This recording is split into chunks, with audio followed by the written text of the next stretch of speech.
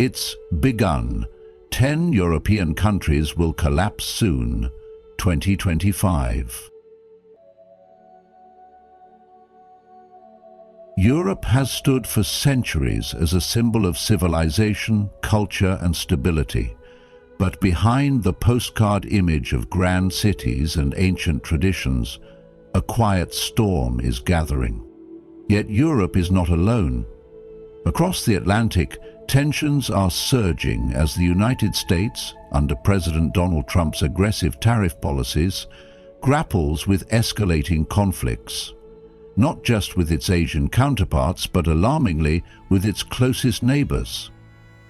In recent months, the imposition of severe tariffs, ranging from 25 to 35% on key goods like steel, aluminium, automotive parts, and agricultural products, has plunged North America into economic turmoil. Mexico, whose exports to the United States amounted to over $455 billion in 2024 alone, faces catastrophic impacts on its manufacturing sector, threatening the livelihoods of millions. Meanwhile, Canada, historically America's strongest ally and trading partner, is experiencing unprecedented friction. With bilateral trade between the two nations worth approximately $880 billion annually, the new tariffs threaten industries critical to Canada's economy, such as auto manufacturing and agriculture, potentially plunging the nation into recession and sparking massive job losses. These aggressive economic measures are not just numbers, they're human lives at stake, communities in distress, and relationships fractured. Political tensions are flaring as diplomatic channels grow increasingly hostile. The potential for economic retaliation from both Mexico and Canada risks a spiraling trade war that could devastate millions of jobs across all three countries. In 2025, the interconnected crises in Europe and now North America paint a terrifying picture. A global order on the brink of chaos, structural cracks, aging populations, rising nationalism, and deepening social divisions threaten to undo decades of stability. If these pressures continue unchecked, we may witness not only economic devastation, but the collapse of international cooperation and harmony that has sustained global prosperity since the mid-20th century. In this episode of The Journey of Wisdom, we'll expose the hidden causes behind this looming crisis and reveal the terrifying consequences if urgent action is not taken. Here are the 10 countries facing collapse sooner than you realize, a list now painfully inclusive of nations beyond Europe's borders. Before we dive in, don't forget to subscribe and share your thoughts in the comments. Are we prepared for what's coming? Let's begin. Number 1. Germany. Germany, once admired as the powerhouse of Europe, now finds itself on an increasingly fragile path, marked by economic slowdown, political disarray, and deep societal divisions. For years, its thriving industrial sector, particularly in automobile manufacturing, had been the bedrock of its prosperity. But today, as global supply chains fracture and demand weakens, this dependency is proving to be a burden rather than a blessing. The country's choice to phase out nuclear power, coupled with a heavy reliance on Russian gas, has triggered a crippling energy crisis. This has not only driven up production costs, but also pushed many industries toward deindustrialization, weakening Germany's global competitiveness. The Buddha once said, "Just as a candle cannot burn without fire, men cannot live without a spiritual life." This reminds us that if a nation, or even a person, loses their core source of strength, decline is inevitable unless balance is restored. Adding to this are the deep demographic shifts Germany is grappling with. With birth rates declining and the population aging rapidly, there's a shrinking workforce to support a growing number of retirees. This imbalance puts unsustainable pressure on social welfare programs and reduces the overall productivity needed to keep the economy afloat. Inflation is another wound bleeding the nation's stability, as the rising cost of living eats away at household incomes, especially among the middle and lower classes. This has led to a drop in domestic consumption, further dragging down economic growth. As prices go up and wages remain stagnant, many German families find themselves questioning the promises of stability they were once given. Meanwhile, the political landscape reflects this inner chaos. Chancellor Olaf Scholz's coalition government is marked by infighting and indecision, unable to present a unified front or implement strong, forward-thinking policies. In times like these, where clarity is absent and leadership is fragmented, public trust begins to fade. It's no surprise then that far-right parties such as Alternative for Deutschland, AfD, are gaining momentum. They capitalize on fear and frustration, presenting simple answers to complex issues. As Buddha taught, hatred does not cease by hatred, but only by love. This is the eternal rule. The rise of populism, however, signals not a healing of wounds, but their deepening, as anger and blame replace compassion and understanding. The growing number of protests across the country, driven by dissatisfaction with climate policies, economic hardship, and immigration, reflect a nation in inner turmoil. And at the heart of much of this unrest is Germany's immigration policy. Over the past decade, Germany welcomed millions of migrants in an effort to boost its labor force and uphold humanitarian values. Yet, integration has proven far more difficult than anticipated. Public services like schools, hospitals, and housing are stretched thin, and cultural tensions have emerged. The result is a growing sense of alienation on both sides, among native citizens who feel neglected and migrants who feel unwanted. The country now faces a crossroads: whether to double down on inclusive policies with genuine support systems, or allow societal divisions to widen into unbridgeable gaps. All of this points to a nation standing at the edge of transformation or collapse. The economic engine is sputtering, political will is weak, social cohesion is strained. The wisdom of the Dhammapada reminds us, by oneself is evil done, by oneself is one defiled, by oneself is evil left undone, by oneself is one made pure. This applies not only to individuals but also to nations. Germany must act with awareness, courage, and compassion to turn this tide. Number 2. France. Let's talk about France, a country known for its beauty, history, and cultural influence, but now facing deep-rooted challenges that can no longer be ignored. Right now, France is in a critical state of social and economic instability, and if we don't pause to understand what's really going on, we might miss the deeper lessons hidden within this unfolding crisis. France's problems aren't new. They've been growing for years, slowly chipping away at the foundations of a modern society. Economic issues continue to mount, especially among the younger generation, who are struggling to find stable employment, despite government efforts to reform labor laws. It's not just about jobs, though. The country's public debt has ballooned to over 110% of its GDP, placing France among the most indebted countries in Europe. That kind of financial strain doesn't just show up in numbers. It's felt in schools, hospitals, and communities. And then there's the industrial base, which once made France strong.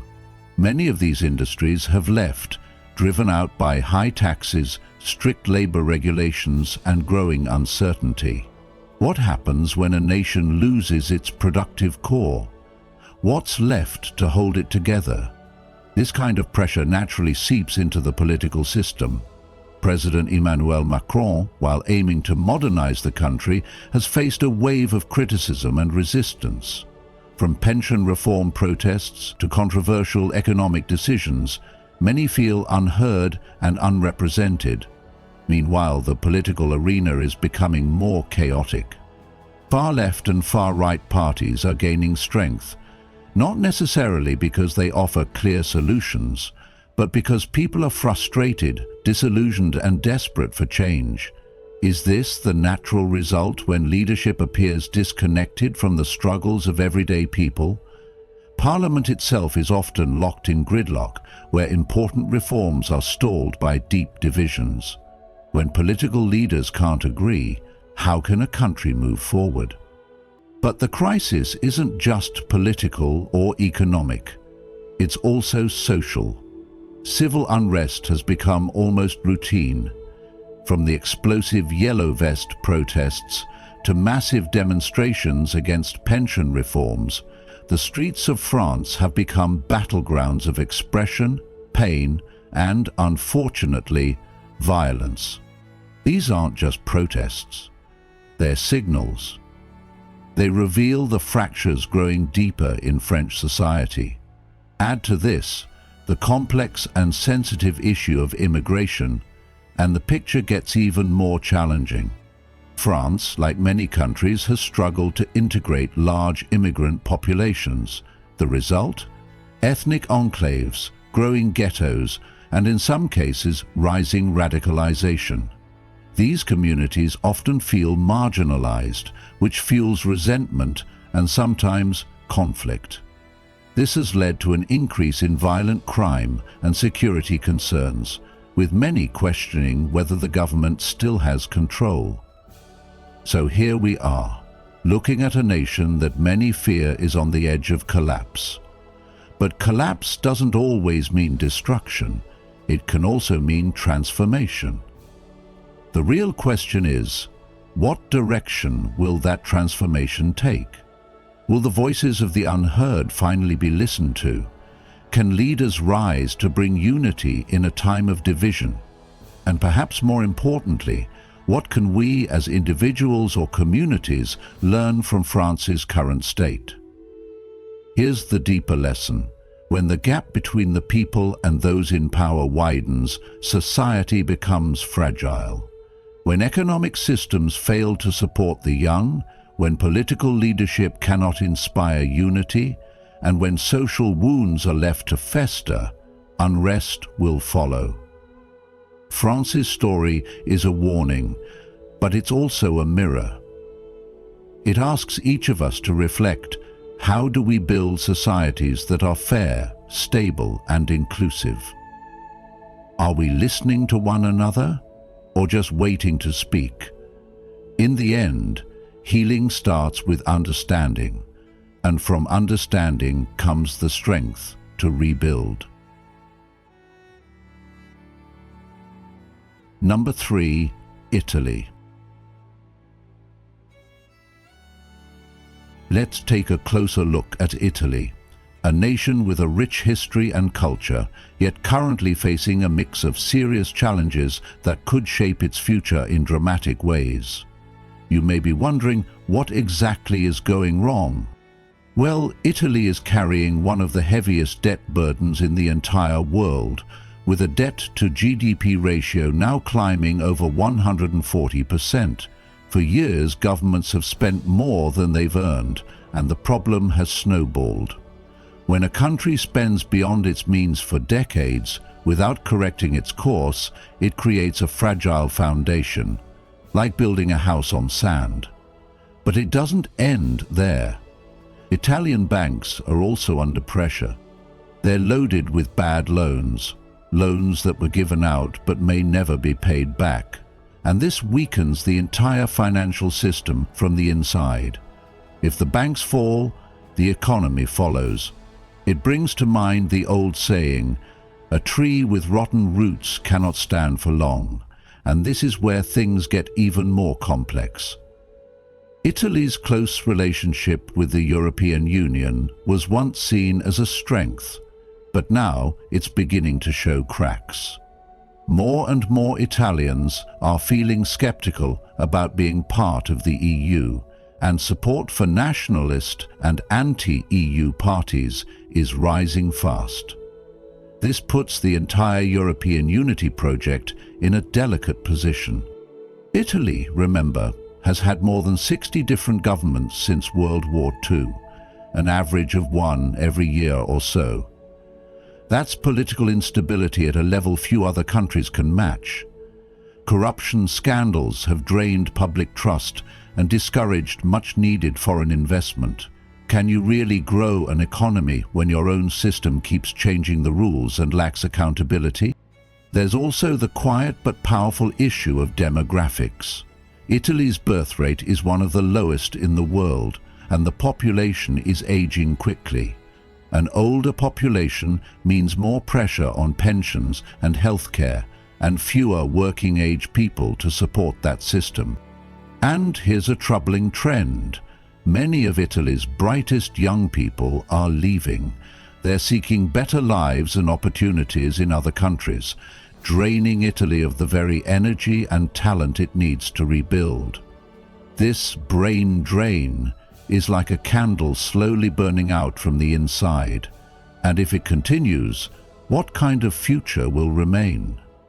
So, with an economy under strain, politics in constant turmoil, and a shrinking, aging population, where does Italy go from here?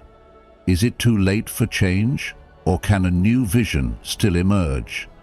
As the Buddha once said, there is no path to happiness. Happiness is the path. Could Italy find a new path forward, one based on sustainability, unity, and reform? Or will it continue down a road paved with debt and division? What do you think it would take for a country like Italy to truly reinvent itself? If you've watched up to this point, you're already ahead, aware of the global shifts that many still ignore. Comment below with prepared mind to show you're ready to face the changes ahead. Don't click away just yet. There's more critical insight coming that could shape how you navigate the future. Stay tuned until the end to understand how these coming collapses may impact your life and what you can do to stay ahead. Number 4. Poland. Poland, a country once hailed as a shining example of Eastern Europe's transformation after the fall of communism, now finds itself walking a fragile tightrope, facing multiple challenges that, if left unchecked, could send ripples of instability throughout the region. For years, Poland was admired for its economic strides and political restructuring, offering hope that former Soviet bloc nations could successfully integrate into Western institutions. But beneath that surface of progress, tension has been building, politically, economically, and demographically. The growing divide between conservative and liberal forces has created a toxic political atmosphere. The ruling Law and Justice Party has implemented sweeping judicial reforms that many see as undermining the independence of the courts, while also restricting press freedom and pushing a brand of nationalism that has not only split the nation internally, but also placed it at odds with the European Union.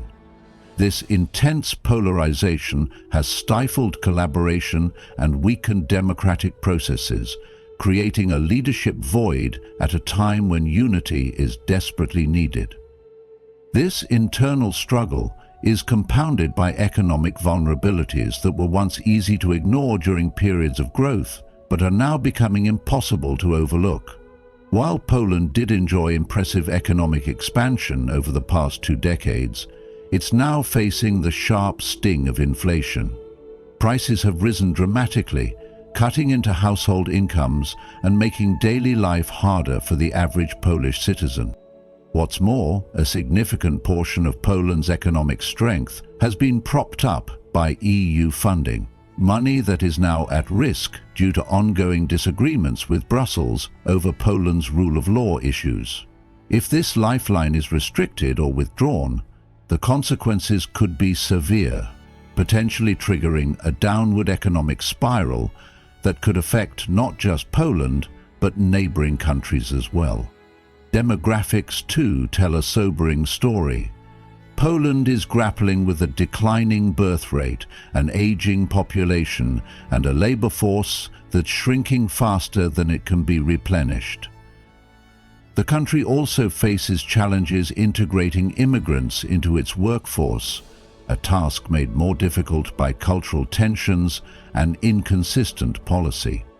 Without enough workers to sustain industries and public services, the long-term outlook becomes bleak, not just economically but socially, as generational imbalances deepen and support systems strain under pressure. These challenges are not unique to Poland, but the speed and severity with which they're converging here are cause for real concern. On top of these internal issues, energy and security concerns are piling on the pressure. Historically dependent on Russian energy, Poland now finds itself scrambling to secure alternative sources in a global market that has grown more volatile since the war in Ukraine began. Energy costs have surged, affecting everything from industry to household heating bills. Meanwhile, Poland's strong support for Ukraine, while admirable, has not come without consequence. Its outspoken stance has drawn sharp criticism and threats from Russia, raising fears of possible escalation or cyber retaliation. In this climate of uncertainty, security becomes a constant worry, and the population carries the psychological weight of potential conflict close to home. For men between the ages of 30 and 65, those often carrying the responsibilities of family, career, and community, these developments in Poland offer more than just international news. They serve as a mirror, a warning about what happens when political division goes unresolved, when economic growth is not anchored in resilience, and when demographic decline is ignored until it becomes a crisis. The lesson here is one of awareness and adaptability. Whether you're living in Poland, elsewhere in Europe, or beyond, now is the time to think about how your community handles disagreement, how your economy responds to stress, and how your society supports its future generations. It's easy to become desensitized to headlines, but when we connect these stories to our own lives, we begin to see the urgency of balance between growth and sustainability, between strength and compassion. This is not about fear, it's about foresight. In a world that's shifting rapidly, wisdom lies in staying grounded while remaining alert to the tides of change.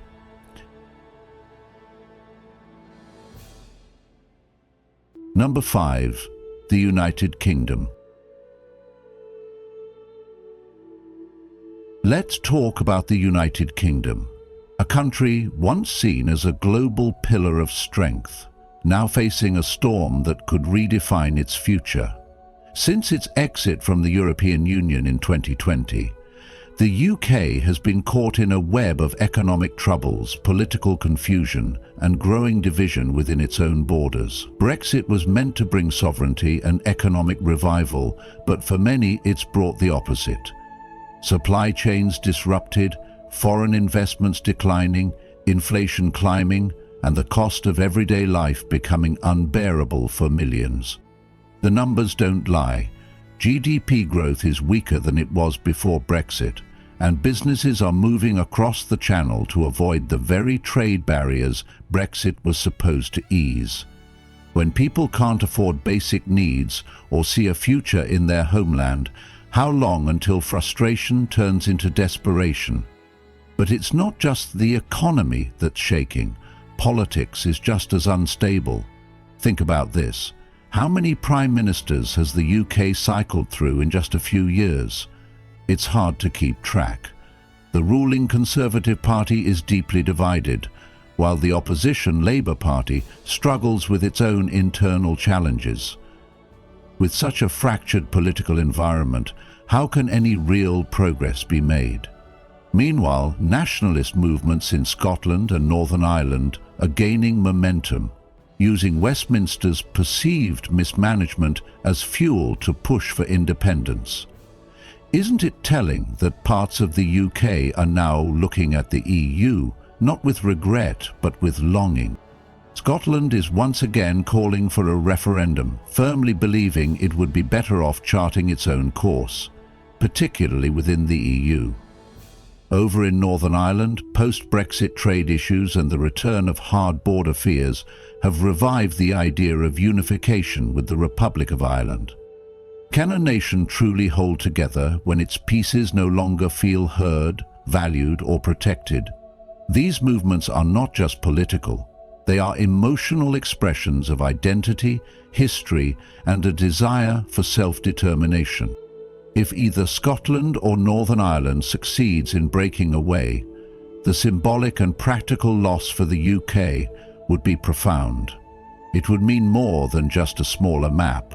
It would mean a loss of trust, unity, and a significant piece of its global influence. Then, there's the everyday life of ordinary citizens. Strikes in the healthcare sector, transportation, and education systems are signs that people feel ignored and pushed to the edge. Energy prices have soared, public services are underfunded, and inequality is growing at an alarming rate. Many are asking, is the government still capable of protecting its people and offering them a decent standard of living? And perhaps a deeper question, do people still believe in the vision of the United Kingdom as one united people under one flag? So now we come to the heart of it. What does it mean for a country to be on the brink? Is it just about economic numbers and political infighting, or is it also about the feeling that things no longer hold together? What happens when a nation's foundation, its values, leadership, and sense of purpose starts to crack? The lesson here is not just about the UK. It's a mirror for every nation. When trust erodes, when leaders fail to listen, when people feel disconnected from decisions that shape their lives, even the strongest countries can falter. But crisis also brings a chance for reflection and change.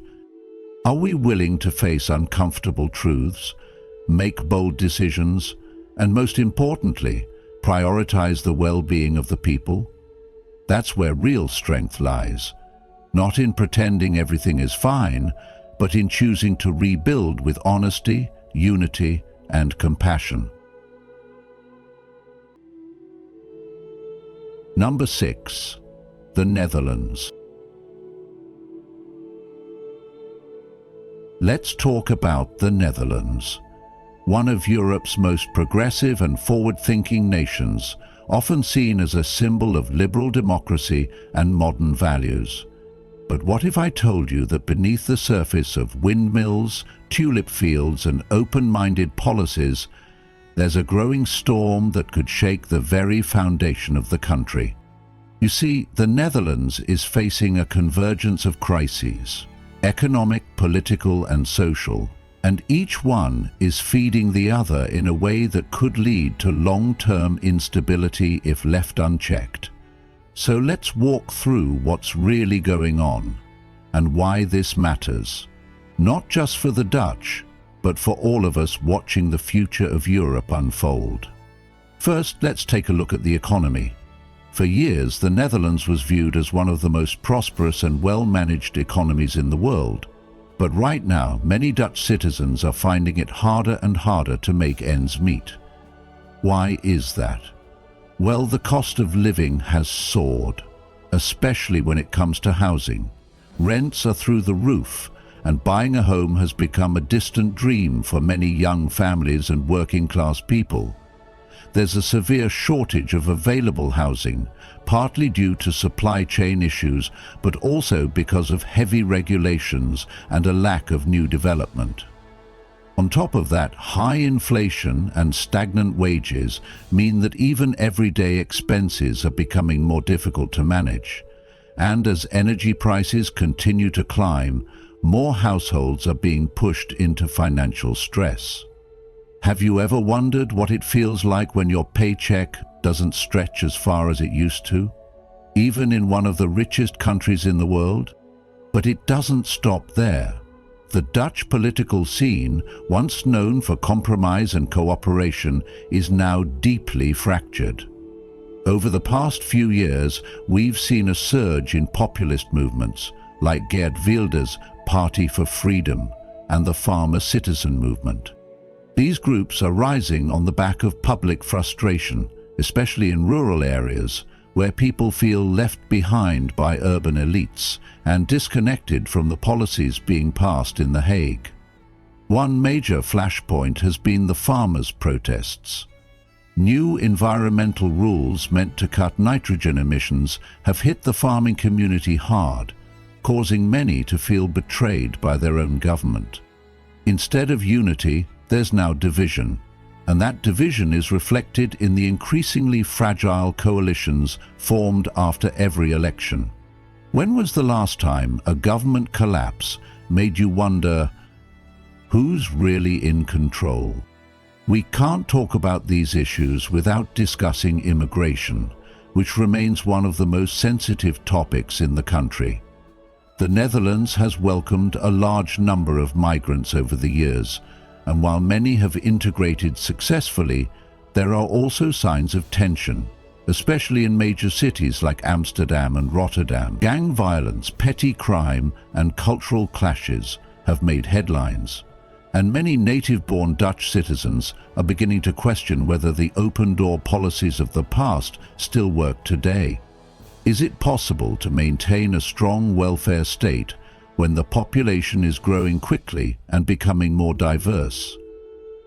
That's the question many Dutch people are now asking, especially as services like healthcare and housing struggle to keep up. What does all of this mean for the future of the Netherlands? At the heart of it, we're witnessing a country at a crossroads, caught between the ideals it once championed and the realities of a changing world. It's a cautionary tale, really, that even the most admired systems can crack under the weight of modern pressures if there isn't enough unity, leadership, or willingness to adapt. So ask yourself, what holds a nation together when its people no longer trust the system?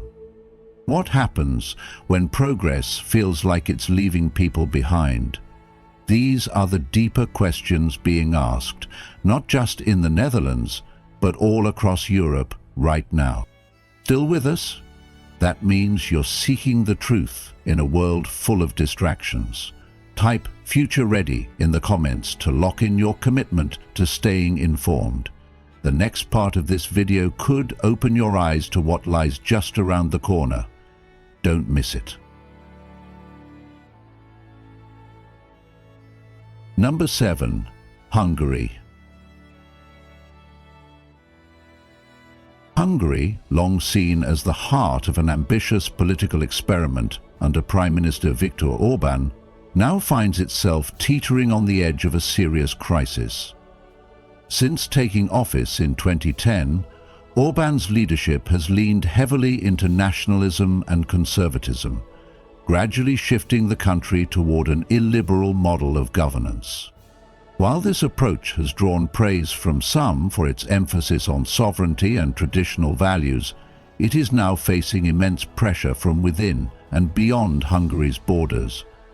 The economic foundations of the country are crumbling under the weight of persistent inflation and energy insecurity, while socially and politically discontent is brewing.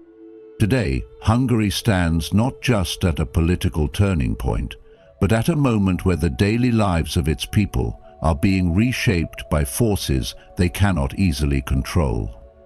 And in understanding this, we gain insight not only into Hungary's future, but into the fragile balance that many modern nations are grappling with.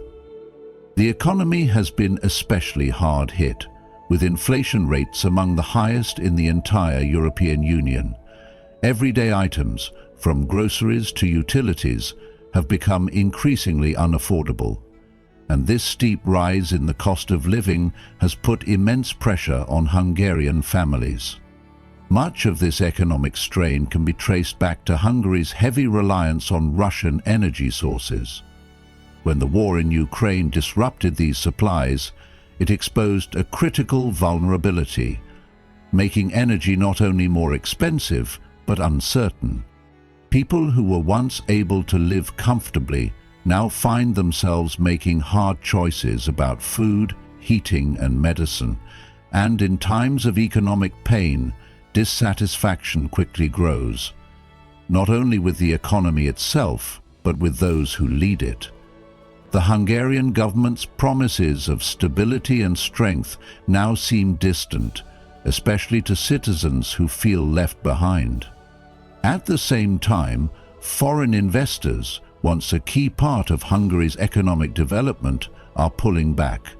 Concerns about corruption, lack of independent courts, and a political climate that often silences dissent have made Hungary a less attractive place to invest. Adding to this strain is the European Union's decision to withhold billions in funds over concerns about the rule of law. These funds were intended to help support public services and economic development, so their absence is being felt in sectors ranging from healthcare to education.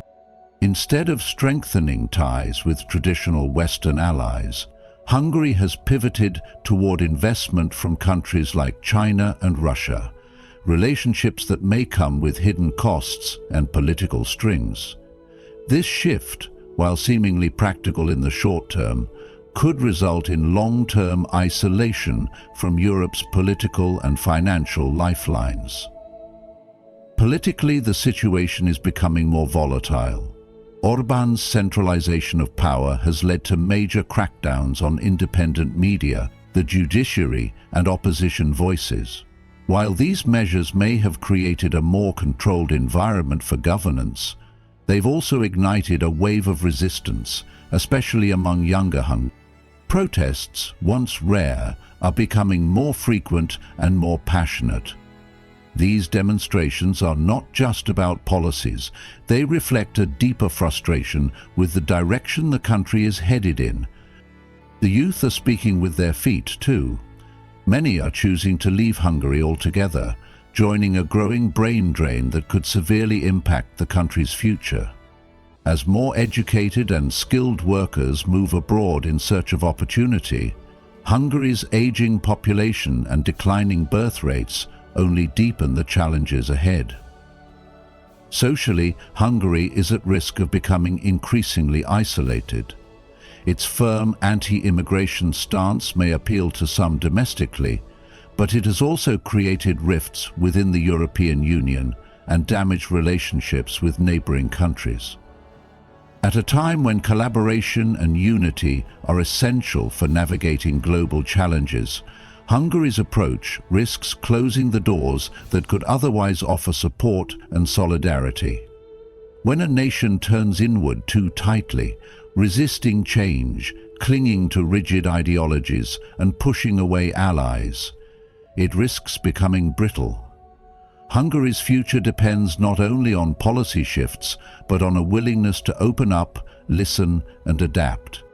As we look at Hungary's situation, it serves as a mirror for broader lessons in today's world. When any country prioritizes short-term control over long-term stability, and when the voices of its people are ignored in favor of ideology, the consequences eventually surface.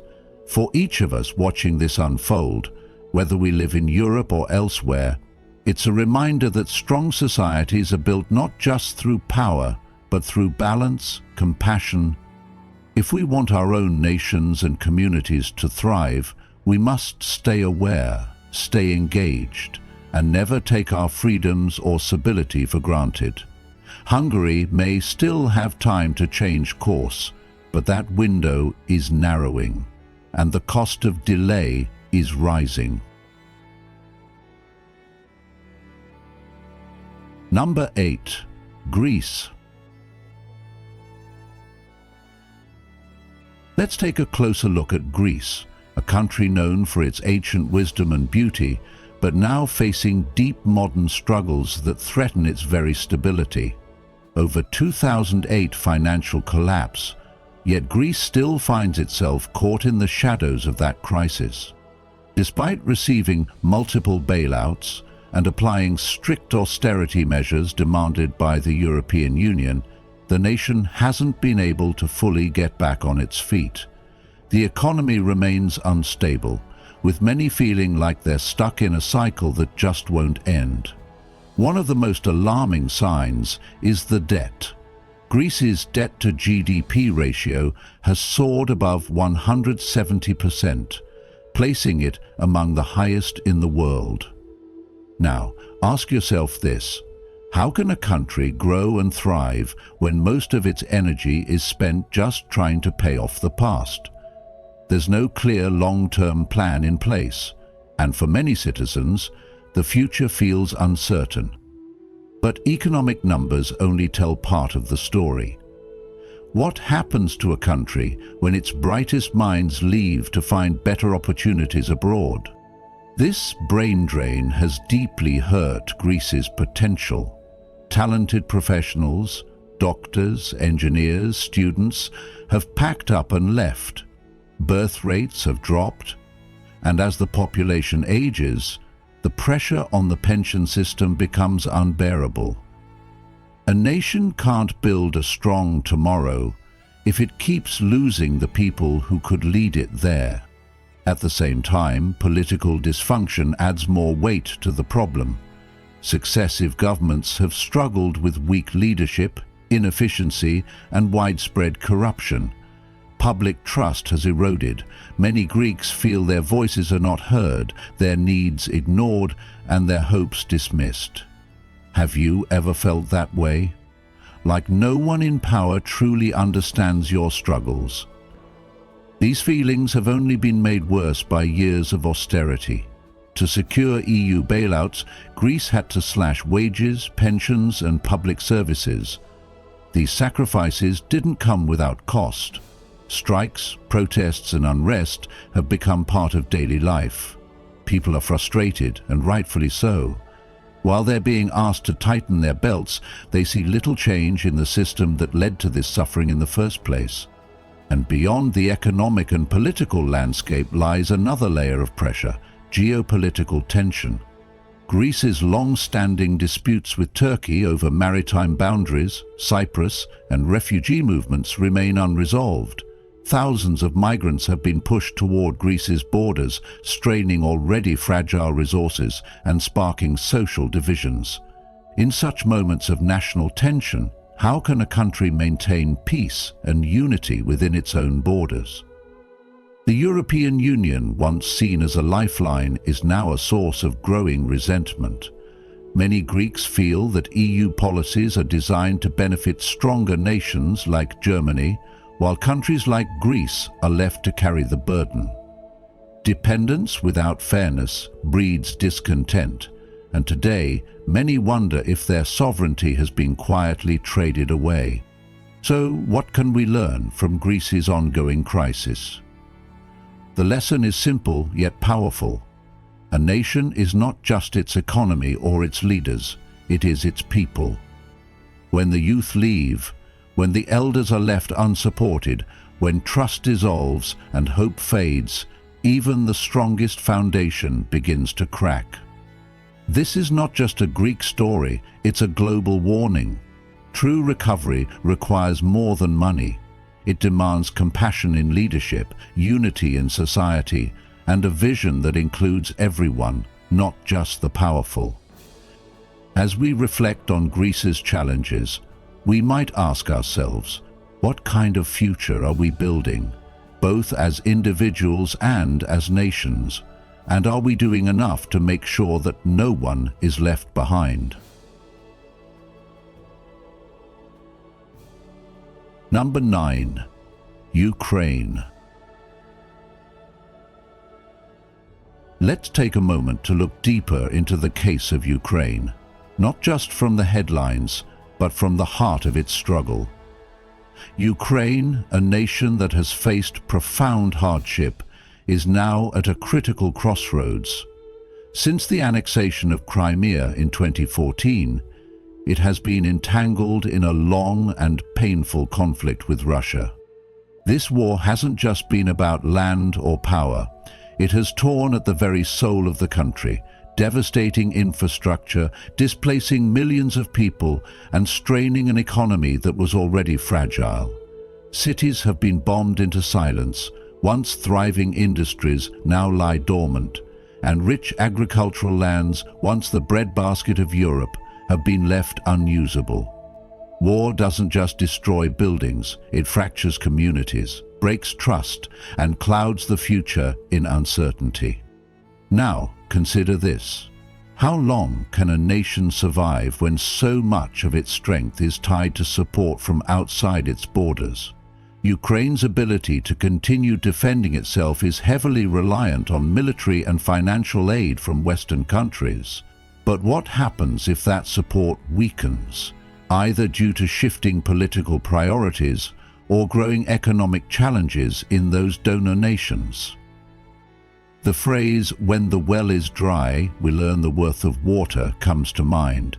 A dependency on external aid, while vital in the short term, places Ukraine in a vulnerable position in the long run. Without sustained and consistent support, the country could face not just economic collapse, but also a breakdown in social and political order. At the same time, we must speak about the internal struggles. Corruption has long been a thorn in Ukraine's side, affecting everything from governance to international investment. It's not just a political issue, it's a moral one. When leadership lacks integrity, rebuilding efforts falter, trust erodes, and the people suffer most. Social unrest grows when hope begins to dim. Many Ukrainians are exhausted, not just by war, but by a sense that justice, fairness, and opportunity are slipping further away. What do people hold on to when the systems meant to protect them begin to fail? In the words of the Buddha, just as a solid rock is not shaken by the storm, even so the wise are not affected by praise or blame. Yet for a society to cultivate that wisdom, it needs stability, peace, and the space to heal. You may ask yourself, where does this all lead?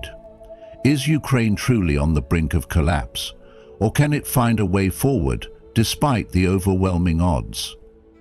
This isn't a simple story of a country at war.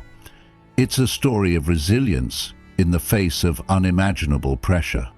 It's about whether the threads of hope, courage, and global solidarity can hold together a fabric that is slowly tearing apart. Can the world maintain its focus on helping Ukraine rebuild? Or will it move on to the next crisis, leaving a wounded nation to fend for itself? As we reflect on this, I invite you to consider not just the politics but the people, the families split apart, the children growing up amid sirens and rubble, the farmers who can no longer till their land. What would you do if you were in their place? What responsibility do we share as members of a global community to support those who are suffering? And how can we stay mindful in a world where compassion is often overshadowed by conflict?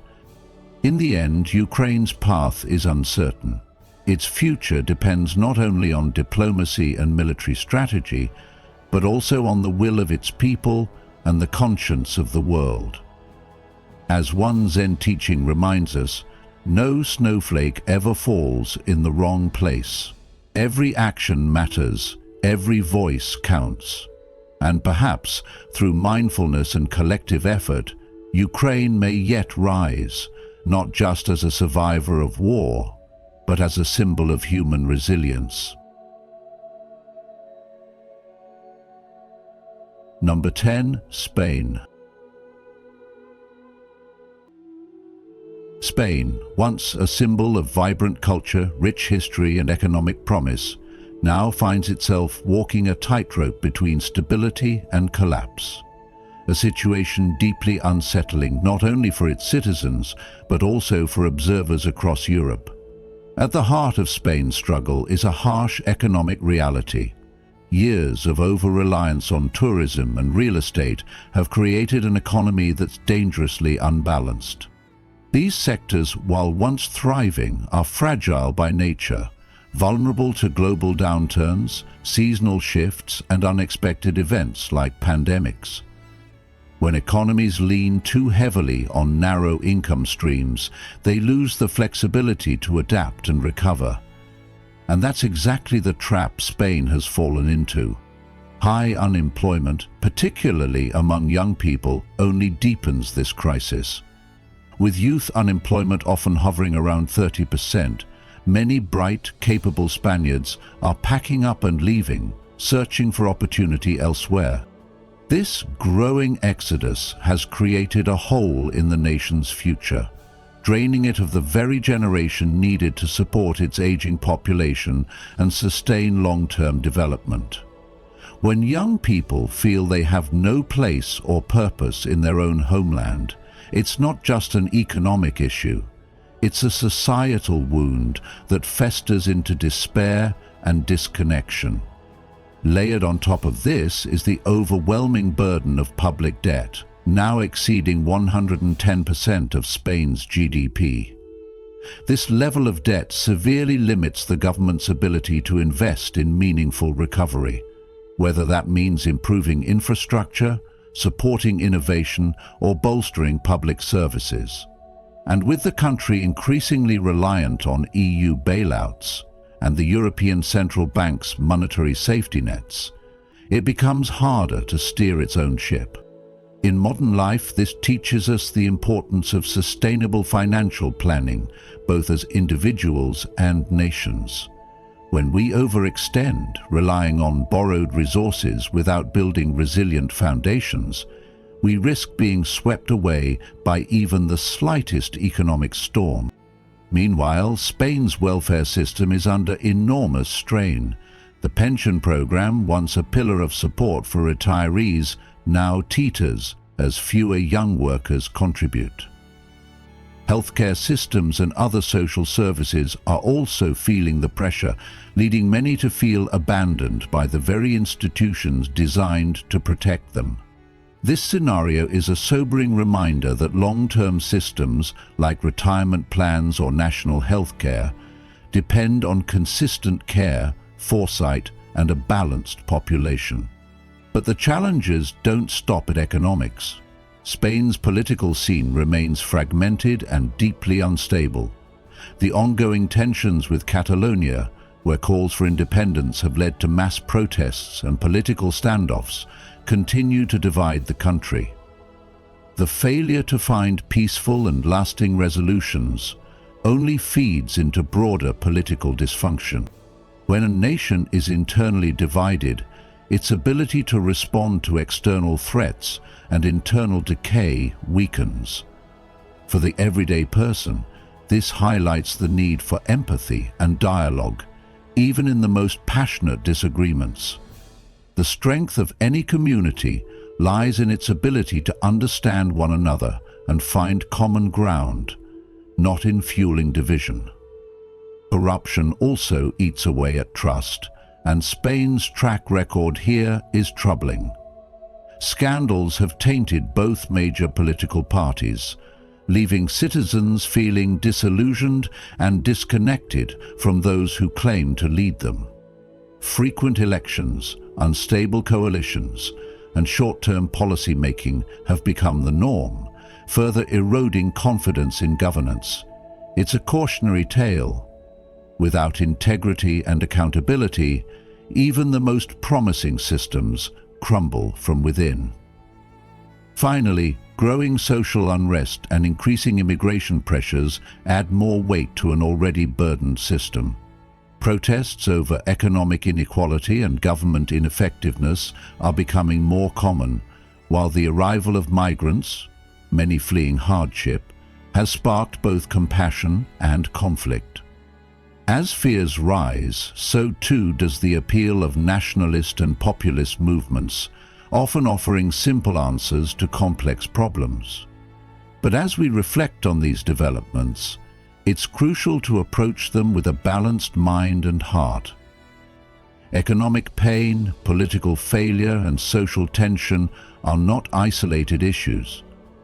They're deeply connected. Spain's story isn't just about one nation faltering. It's a mirror to the world, showing us what happens when growth is pursued without stability, when division outshouts unity, and when we forget that a society is only as strong as its people feel supported. The wisdom here is clear. Whether we're shaping national policies or building personal lives, let us choose paths rooted in balance, foresight, and compassion. As we've seen, the cracks forming across these 10 European countries are not just about politics or economics. They're about people, about values, and about the choices we make as societies. Collapse doesn't always happen suddenly. Sometimes it's a quiet unraveling, a slow forgetting of what once held us together. But remember, with awareness comes responsibility, and with responsibility comes the power to change. If this video has sparked thought or opened your eyes to deeper truths, please like, share, and subscribe to the Journey of Wisdom. And don't forget to turn on the notification bell so you won't miss our upcoming insights into the challenges and possibilities that lie ahead. Until next time, stay mindful, stay compassionate, and keep walking the path of wisdom.